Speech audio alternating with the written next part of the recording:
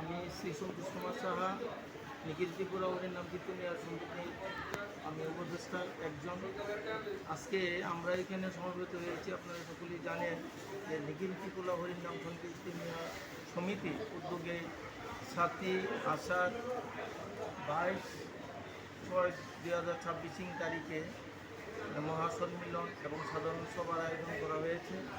উক্ত সভায় এই ত্রিপুরা রাজ্যের যত কীর্তনিয়া শিল্পীরা আছেন বা মালিকরা আছেন তাদেরকে আমাদের এই নিখিল ত্রিপুরা হরিনাম সংকীর্তনের পক্ষ থেকে অনেক অনেক অভিনন্দন, শুভেচ্ছা।